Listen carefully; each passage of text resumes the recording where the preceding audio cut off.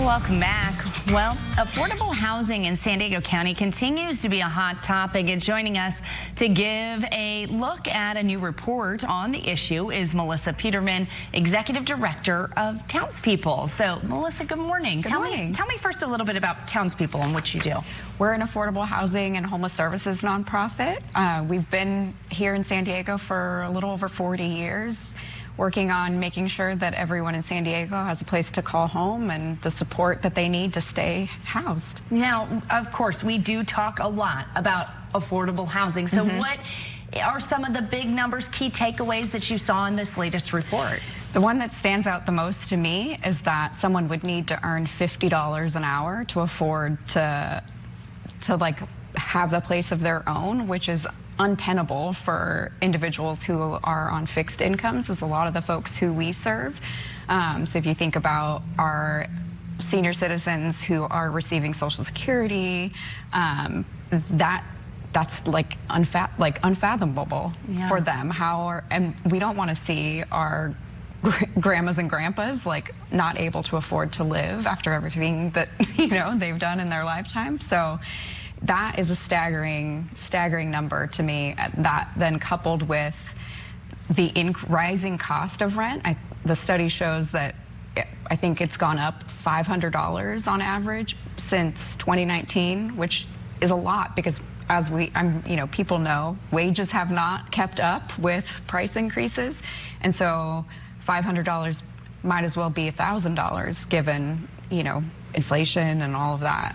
Yeah. Hits people's pocketbooks really hard. Yeah, and of course, I mean, I think that, what did I see here? One of the numbers is 135,000 low-income renter households in San Diego County lack access to affordable housing. Now, we hear on a regular basis that, oh, we're building affordable housing, but a lot of times it doesn't seem like that price point is actually affordable, like you say. Yeah. Affordable housing is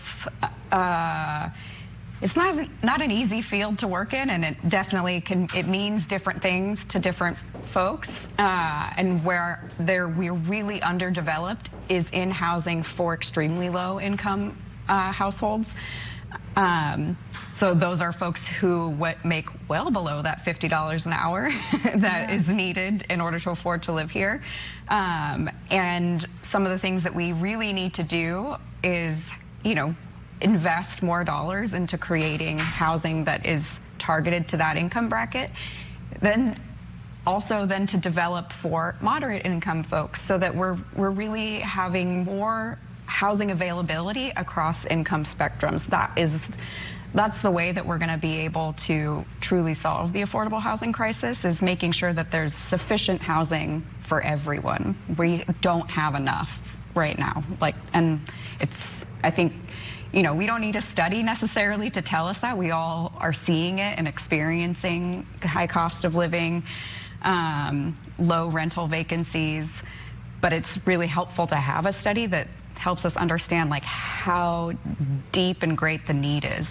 Yeah, and I mean, I would imagine that you'll continue to keep an eye on this, continue to be a voice and look for more options as far as affordable housing is concerned.